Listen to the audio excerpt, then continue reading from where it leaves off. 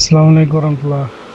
വഅലൈക്കുമുസ്സലാം വറഹ്മത്തുള്ളാഹി വബറകാതുഹു. ഇപ്പോൾ നമ്മൾ പള്ളിയിൽ ജമാഅത്തിന് പോകുന്ന സമയത്ത് ചിലപ്പോൾ നമ്മൾ പള്ളിയിലെത്തുമ്പോൾ ഇഖാമത്ത് കൊടുക്കാൻ ചിലപ്പോൾ 2 മിനിറ്റ് 3 മിനിറ്റ് ഒക്കെ ബാക്കി ഉണ്ടാവുള്ളൂ. അപ്പോൾ നമ്മൾ പള്ളിയിൽ പ്രവേശിച്ച ഉടനെ നിസ്കരിക്കുന്ന തഹിയ്യത്ത് നിസ്കാരം നിസ്കരിക്കാൻ നിന്ന് കഴിഞ്ഞാൽ നമ്മളെ തഹിയ്യത്ത് തീരുന്നതിൻ്റെ മുന്നേ ചിലപ്പോൾ ഇമാമ തക്ബീറത്തുൽ ഇഹ്റാം കെട്ടി ഫാത്തിഹ ഓതി തുടങ്ങിയിട്ടുണ്ടാവും, അല്ലെങ്കിൽ ഫാത്തിഹ കഴിയാറായി ഉണ്ടാവും. അപ്പോൾ ഇങ്ങനത്തെ സാഹചര്യങ്ങളിൽ നമ്മൾ തഹിയ്യത്ത് നിസ്കാരം നിസ്കരിക്കുന്നതിൻ്റെ വിധി ശരിക്കും എന്താണ്? കാരണം നമ്മൾ ഇമാമിൻ്റെ കൂടെ തക്ബീറത്തുൽ ഇഹ്റാം തുടങ്ങുക എന്നുള്ളത് വലിയ കൂലിയുള്ളൊരു സംഭവമാണല്ലോ. അപ്പോൾ അതൊക്കെ നഷ്ടപ്പെടില്ല ഇപ്പോൾ ഈ ഒരു തഹിയ്യത്ത് നിസ്കാരം കൊണ്ട്. ശരിക്കും അതിൻ്റെ വിധി എന്താണ്? തഹിയ്യത്ത് നിസ്കാരത്തിൻ്റെ വിധി എന്താണ് ഇങ്ങനത്തെ സാഹചര്യം? പുരുഷന്മാർ പള്ളിയിൽ ജമാഅത്തിന് വേണ്ടി വരുന്ന സമയത്ത് ഏറെക്കുറെ എല്ലാവർക്കും അല്ല, ഏറെക്കുറെ ആളുകൾക്കും പറ്റുന്നൊരു അബദ്ധമാണിത്. അബദ്ധം എന്ന് തന്നെ പറയണം. അറിവില്ലാത്തതിൻ്റെ പേരിലോ അതല്ല ശ്രദ്ധിക്കാത്തതിൻ്റെ പേരിലോ എന്താ അറിയില്ല, പല ആളുകളും ഈ ഒരു കറാഹത്ത് ചെയ്തുകൊണ്ടേയിരിക്കുകയാണ്. അതായത് പള്ളിയിൽ വരും, എന്നിട്ട് പള്ളിയിൽ പ്രവേശിച്ചു കഴിഞ്ഞാൽ അവിടെ ഒരുപാട് സുന്നത്ത് നിസ്കാരങ്ങൾ ആ ഫർള് നിസ്കാരത്തിൻ്റെ മുമ്പ് ഉണ്ട്. അതേപോലെ ളുഹറാകട്ടെ അസറാകട്ടെ ഏത് ഈ പറയുന്ന ഫർള് നിസ്കാരമാണ്, അതിന് മുമ്പ് റവാത്തിബ് സുന്നത്ത് നിസ്കാരമുണ്ട്. തഹിയ്യത്ത് മാത്രം ആകണ്ട, റവാത്തിബ് സുന്നത്ത് നിസ്കാരമുണ്ട്, തഹിയ്യത്തുണ്ട്, വുളൂഇന്റെ 2 റക്അത്ത് സുന്നത്ത് നിസ്കാരമുണ്ട്. ഇങ്ങനെ തുടങ്ങിയിട്ട് ഒരുപാട് സുന്നത്ത് നിസ്കാരങ്ങളുണ്ട്. അപ്പോൾ ഏറെക്കുറെ ആളുകളും പള്ളിയിൽ വരും, അവിടെ ടൈം സമയം ഇതൊന്നും നോക്കുന്നില്ല. ഫർള് നിസ്കാരം ഇനി തുടങ്ങാൻ എത്ര സമയമുണ്ട് അതൊന്നും നോക്കാതെ നേരെ സുന്നത്ത് നിസ്കാരത്തിലേക്ക് പ്രവേശിക്കും. അങ്ങനെ ആ സുന്നത്ത് നിസ്കാരം പകുതിയാകുമ്പോഴേക്ക് ഇവിടെ ഇഖാമത്ത് കൊടുത്തു, ഇമാം ഫർള് നിസ്കാരത്തിലേക്ക് പ്രവേശിച്ചു. ഇമാമിന്റെ ആ ഒരു ഫാത്തിഹ സൂറത്തൊക്കെ ആകുന്ന സമയത്ത് ഇവരുടെ സുന്നത്ത് നിസ്കാരം കഴിയുന്നു, ഈ ഫർള് നിസ്കാരത്തിൽ കൂടുന്നു. ഇവിടെ ഒരുപാട് ഫർള് നിസ്കാരത്തിന്റെ ശ്രേഷ്ഠതകൾ നഷ്ടപ്പെട്ടു പോയി, അത് ഇയാൾ നഷ്ടപ്പെടുത്തിപ്പോയി. അതിൻ്റെ പേരിൽ ഇയാളുടെ സുന്നത്ത് നിസ്കാരം കറാഹത്തിലാണ് കയറി വന്നത് എന്നുള്ളതൊന്നും ഇയാൾ ചിലപ്പോൾ അറിയുന്നില്ല. ഇനി അറിയുന്നുണ്ടെങ്കിൽ തന്നെ വളരെ രാഘവത്തോടു കൂടെ കാണുന്നു എന്ന ചെറിയൊരു അറിവും ശ്രദ്ധയുണ്ടെങ്കിൽ ഇവിടെയൊക്കെ ഫുഖഹ നമുക്ക് നിർദ്ദേശിച്ചെന്ന നല്ലൊരു രേഖയുണ്ട്, റൂട്ടുണ്ട്. ഇപ്പോൾ ഇങ്ങനെ ഈ പള്ളിയിൽ നമ്മൾ പ്രവേശിച്ചു കഴിഞ്ഞാൽ അവിടെ നമ്മൾ ചെയ്യേണ്ടത് എന്താ? അവിടെ എത്ര ടൈം ഉണ്ട് ഇഖാമത്തിന് കൊടുക്കാൻ? ഇഖാമത്തിനക്ക് അതായത് ഫർള് നിസ്കാരം തുടങ്ങാൻ ഇനി എത്ര സമയമുണ്ട്? ആ ഒരു 1.5 മിനിറ്റ്, അത് 2 മിനിറ്റ്, 3 മിനിറ്റ്, അല്ലെങ്കിൽ ഇത്ര സെക്കൻഡ്, ഇത്ര സമയം കൊണ്ട് നമുക്ക് ഒരു സുന്നത്ത് നിസ്കരിച്ച് തീർക്കാൻ കഴിയോ ഇല്ല എന്നുള്ളത് നോക്കണം. കഴിയില്ലെങ്കിൽ ഒരിക്കലും ആ സുന്നത്ത് നിസ്കാരത്തിൽ നമ്മൾ പ്രവേശിക്കരുത്. അങ്ങനെ പ്രവേശിച്ച് കഴിയുമ്പോൾ എന്താകും? അത് കറാഹത്തിൽ കയറി വരും എന്ന് വ്യക്തമായി കൊണ്ട് ഫുഖഹ പറയുന്നുണ്ട്. പിന്നെ ഈ പറയുന്ന ഫർള് നിസ്കാരം ഇനി ഇവിടെ നടത്താൻ എത്ര സമയം എന്നുള്ളത് ഏറെക്കുറെ പള്ളികളിലും അതിൻ്റെ സംവിധാനങ്ങൾ, ഡിജിറ്റൽ ക്ലോക്കുകൾ അല്ലെങ്കിൽ അതിന് സമാനമായിട്ടുള്ള സംവിധാനങ്ങളൊക്കെ ഏറെക്കുറെ പള്ളികളിലും കാണും. എത്രത്തോളം ഡിജിറ്റൽ ക്ലോക്ക് എന്ന് പറയുമ്പം അതിൻ്റെ സെക്കൻഡുകൾ, ഇഖാമത്തിനേക്കുള്ള സെക്കൻഡുകൾ വരെ അതിലിങ്ങനെ കാണിച്ചുകൊണ്ടിരിക്കും. അതൊന്നും നോക്കാതെ വേഗം ഈ സുന്നത്ത് നിസ്കാരത്തിലേക്ക് പ്രവേശിക്കും. ഇവിടെ വ്യക്തമായിക്കൊണ്ട് ഫുഖഹ പറയുന്നുണ്ട്, നമ്മൾ നോക്കേണ്ടത് പള്ളിയിൽ കയറി കഴിഞ്ഞാൽ ഫർള് നിസ്കാരത്തിലേക്ക് ടൈമായിട്ടുണ്ടോ? അങ്ങനെയാണ് എന്നുണ്ടെങ്കിൽ അവിടെ തഹിയ്യത്തിലോ മറ്റുള്ള സുന്നത്ത് നിസ്കാരത്തിലോ ഒന്നും പ്രവേശിക്കരുത്. അവിടെ നിൽക്കുകയാണ് വേണ്ടത്. അവിടെ അങ്ങനെ നിൽക്കണം, ഇരിക്കും ചെയ്യരുത്. ചില ആളുകൾ ടൈമില്ലല്ലോ എന്ന് വിചാരിച്ചുകൊണ്ട്, ഇനി ഏതായാലും സുന്നത്തിനുള്ള ടൈമില്ല എന്ന് വിചാരിച്ചുകൊണ്ട് അവിടെ അങ്ങോട്ട് ഇരിക്കും.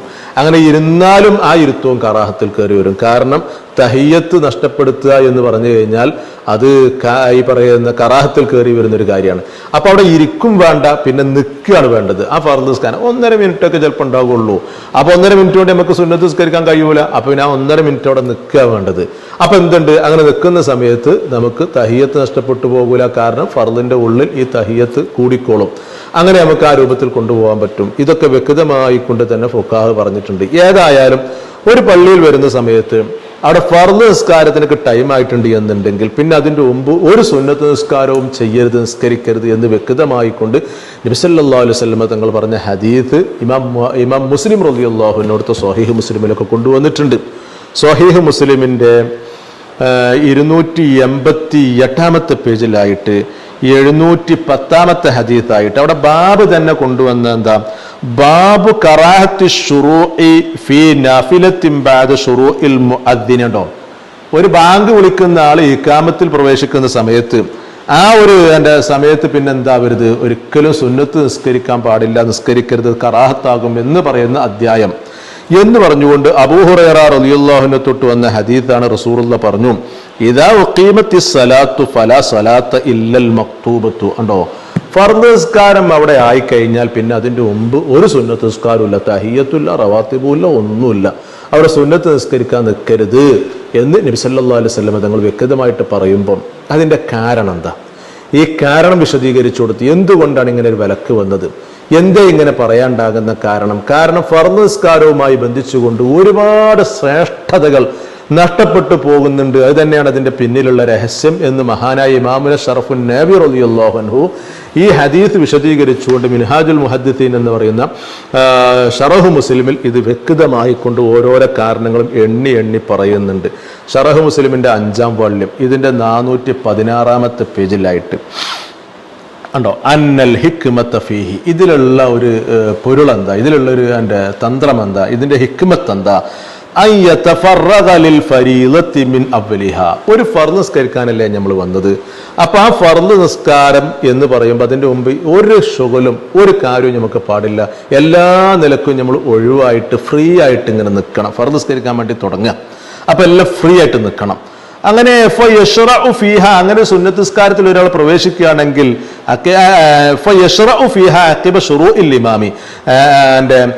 അങ്ങനെ ആകുമ്പോൾ എല്ലാ നിലക്കും ഫ്രീ ആയിട്ട് നിൽക്കുമ്പോൾ ഇമാമ് നിസ്കരിക്കാൻ തുടങ്ങുമ്പോൾ തന്നെ നമുക്ക് ആ ഫർദ് നിസ്കാരത്തിൽ തുടങ്ങാൻ പറ്റും, നമുക്ക് കൂടാൻ പറ്റും. അപ്പൊ നമ്മളെല്ലാ നിലക്കും ഫ്രീ ആയി നിൽക്കുകയാണല്ലോ.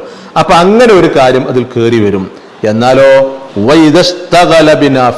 സുന്നത്ത് നിസ്കരിക്കാൻ തുടങ്ങുകയാണെങ്കിലോ, അവിടെ സുന്നത്ത് നിസ്കാരം കൊണ്ട് നമ്മൾ ജോലിയാകുകയാണെങ്കിലോ ഫാത്തുഹുൽ ഇഹ്റാം മഅൽ ഇമാമി, ഇമാമോട് കൂടെ തക്ബീറത്തുൽ ഇഹ്റാം, ഇമാമ് തക്ബീറത്തുൽ ഇഹ്റാം കെട്ടുന്ന ഉടനെ തന്നെ മഅ്മൂമിങ്ങൾ തക്ബീറത്തുൽ ഇഹ്റാം കെട്ടുക എന്ന് പറയുന്ന അത് ശ്രേഷ്ഠമായ ഒരു കാര്യമാണ്. വലിയ പവറുള്ള സുന്നത്തുള്ള അതുപോലെ തന്നെ ഒരുപാട് അതിൻ്റെ ഗുണങ്ങളുള്ളൊരു കാര്യമുണ്ട്. അത് നമുക്ക് നഷ്ടപ്പെട്ടു പോകും. മാത്രമല്ല ഒരു ഫർദ് നിസ്കാരത്തിന്റെ പരിപൂർണത അതും നമുക്ക് മുഴുവനായിട്ടും കിട്ടൂല. ഇമാമ് നിസ്കാരത്തിൽ പ്രവേശിച്ചു ഉടനെ തന്നെ നമ്മൾ നിസ്കരിക്കുമ്പോ അല്ലേ, തുടങ്ങുമ്പോ അല്ലേ, അതിന്റെ എല്ലാ നിലക്കും കെട്ടും മട്ടൊക്കെ നമുക്ക് റെഡിയായി കിട്ടുക. അതുകൊണ്ട് തന്നെ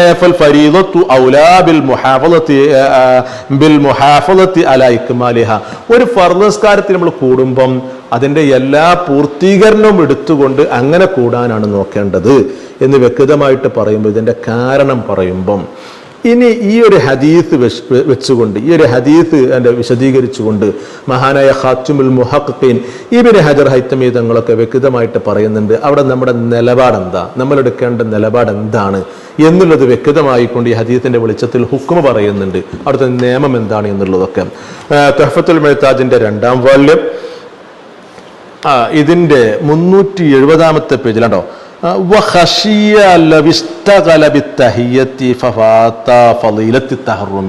ഒരാൾ സുന്നത്ത് നിസ്കരിക്കുകയാണ് എന്നുണ്ടെങ്കിൽ അവിടെ അയാൾക്കൊരു പേടിയുണ്ട്. സുന്നത്ത് നിസ്കാരത്തിൽ പ്രവേശിച്ചു കഴിഞ്ഞാൽ ഇവിടെ ഫർളിന്റെ ഇമാമ തക്ബീറത്തുൽ ഇഹ്റാം കെട്ടുമ്പോൾ അതോടുകൂടെ നമുക്ക് തക്ബീറത്തുൽ ഇഹ്റാം കെട്ടൂല. അപ്പൊ അതിന്റെ ആ ഒരു ഫളീലത്തും ശ്രേഷ്ഠതയൊക്കെ നഷ്ടപ്പെട്ടു പോകും എന്നൊരു പേടി ഒരാൾക്കുണ്ട് എന്നുണ്ടെങ്കിൽ ആണോ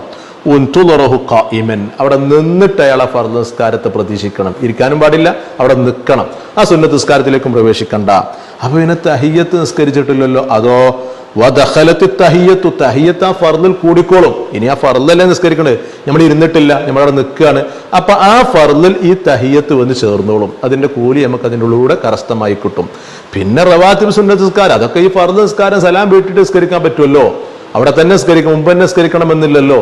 അപ്പൊ ആയതുകൊണ്ട് തന്നെ തഹിയ്യത്ത് ഇതിൻ്റെ ഉള്ളിൽ കൂടി വരികയും ചെയ്യും. ഇനി അതല്ല, ഇനി ഒരാൾ ടൈമില്ലല്ലോ, ഡിജിറ്റൽ ക്ലോക്ക് നോക്കുന്ന സമയത്ത് ഇത്ര സെക്കൻഡേ ഉള്ളൂ, അല്ല അത്ര 1.5 മിനിറ്റൊക്കെ ഉള്ളൂ, അതുകൊണ്ട് എനിക്ക് സുന്നത്ത് നിസ്കരിച്ച് എൻ്റെ സലാം വീട്ടി ഫർദ് പ്രവേശിക്കാൻ കഴിയൂല എന്നുണ്ടെങ്കിൽ ചില ആൾ ഇരിക്കാനും പാടില്ല. അതാ ഫഇൻ സ്വല്ലാഹ ഔ ജലസ, രണ്ടായാലും. അങ്ങനെ ടൈമില്ല എന്നുണ്ടെങ്കിൽ അവിടെ നിസ്കരിക്കലും അവിടെ ഇരിക്കലും രണ്ടും കുരിഹ, അത് കറാഹത്താക്കപ്പെടും, രണ്ടും ചെയ്യാൻ പാടില്ല. അപ്പൊ നേരെ മറിച്ച് നിന്നുകൊണ്ട് അവിടെ പ്രതീക്ഷിക്കുകയാണ് നിസ്കാരത്തെ വേണ്ടത് എന്നുള്ളത്. അപ്പോൾ ഈ പള്ളിയിൽ കയറി വരുന്ന സമയത്ത് അവിടുത്തെ സമയം എങ്ങനെ എന്നുള്ളത്, അതിന് ഇഖാമത്തിനൊക്കെ ടൈമായിട്ടുണ്ടോ ഫർദിനൊക്കെ ടൈമായിട്ടുണ്ടോ എന്ന് നോക്കന്നെ വേണം എന്നുള്ളതും മഹാനായ ഖതീബ് ഷർബീനി റഹിമഹുല്ലാ മുഅ്നിമുത്താദിൽ വ്യക്തമായിക്കൊണ്ട് വിശദീകരിക്കുന്നുണ്ട്. അപ്പൊ അതും കൂടി ആവുമ്പോൾ പിന്നെ നമുക്ക് മനസ്സിലായല്ലോ എങ്ങനെയാണ് നമ്മളവിടെ നിലപാട് എന്നുള്ളത്. മൊയ്നി മുത്താജിന്റെ 1-ാം വാള്യം 510 പേജിലായിട്ട് കണ്ടോ, ലൗ ദഖലൽ മസ്ജിദ വഖദ് ഉഖീമത്തിസ് സലാത്തു ഔ ഖറുബ ഇഖാമത്തുഹ, കണ്ടോ ഇക്കാമത്ത് കൊടുക്കാൻ അടുത്തായിട്ടുണ്ട് എന്നുള്ളത്. ഏത് നിലക്ക്? അങ്ങനെ തഹിയ്യത്തിൽ പ്രവേശിച്ചു കഴിഞ്ഞാൽ തക്ബീറത്തുൽ ഇഹ്റാമിന്റെ ഫളീലത്ത് നഷ്ടപ്പെട്ടു പോകുമെന്ന് പേടിയുണ്ട്. അപ്പൊ അത്രയും അടുത്താണ് ഇക്കാമത്തിലേക്ക് കുറഞ്ഞ ടൈമുള്ളൂ. അതാണ് ഈ ഡിജിറ്റൽ ക്ലോക്ക് നമ്മൾ അറിയിച്ചുകൊണ്ടിരിക്കുന്നത്. അങ്ങനെയാകുമ്പോൾ അതിൽ പ്രവേശിക്കാൻ പാടില്ല. അങ്ങനെ പ്രവേശിച്ചു കഴിഞ്ഞാൽ കറാഹത്താകും. അപ്പൊ അങ്ങനെ ഇങ്ങനെയൊക്കെ ഈ ഒരു സന്ദർഭത്തിൽ ആ ടൈമില്ല, എന്നിട്ട് അയാൾ അറിഞ്ഞുകൊണ്ട് എന്ത് ചെയ്യാണ് ഈ സുന്നത്ത് നിസ്കാരത്തിൽ പ്രവേശിക്കണം. അയാളെ സംബന്ധിച്ചിടത്തോളം എന്താണ്, ഒരു തഹിയ്യത്ത് നമുക്ക് നഷ്ടപ്പെടുത്തണ്ടല്ലോ, റവാത്തിബും നമുക്ക് നഷ്ടപ്പെടുത്തണ്ടല്ലോ എന്ന് വിചാരിച്ചുകൊണ്ട്, അപ്പോൾ ഇനിയിപ്പോ എൻ്റെ ഇമാമിപ്പം 1-ാമത്തെ റക്അത്ത് കഴിയുന്നതിന് മുമ്പ് എനിക്കിതിൽ കൂടാൻ പറ്റും, ഇതിൽ പ്രവേശിക്കാൻ പറ്റും എന്നാണ് ഇയാളുടെ വിചാരം. അയാൾ ചിന്തിക്കുന്നത് എന്താ, ഈ തക്ബീറത്തുൽ ഇഹ്റാമിന്റെ ശ്രേഷ്ഠതയും ഫളീലത്തൊന്നും ഇയാൾ ചിന്തിക്കുന്നില്ല. നേരെ മറിച്ച് ഇയാൾ ചിന്തിക്കുന്നത് എന്താണ്, പെട്ടെന്ന് സുന്നത്താണ് നിസ്കരിച്ചെടുക്കട്ടെ, ഒരു സുന്നത്തുണ്ട് കിട്ടുമല്ലോ, ആ സുന്നത്ത് നിസ്കാരം കിട്ടുമല്ലോ. കിട്ടും, ശരിയാണ്. ഈ പറയുന്ന ഈ ഒരുപാട് ശ്രേഷ്ഠതകൾ നമ്മൾ നിർദ്ദേശിക്കേണ്ട, ഒരുപാട് പാലിക്കേണ്ട മര്യാദകളൊക്കെ നഷ്ടപ്പെടുത്തിയിട്ടാണ് സുന്നത്ത് ഇയാൾ കൂടുന്നത് എന്നുള്ളത് ഓർക്കണം.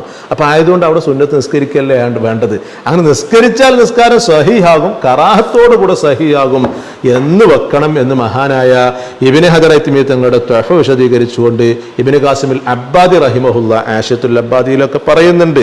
ആശത്തുൽ അബ്ബാദിയുടെ 2-ാം വാള്യം ഇതിന്റെ 590 പേജിലുണ്ടോ, ലാഹിറുഹു, ഇവിടെ പ്രകടമായിട്ട് നമുക്ക് മനസ്സിലാകുന്നത്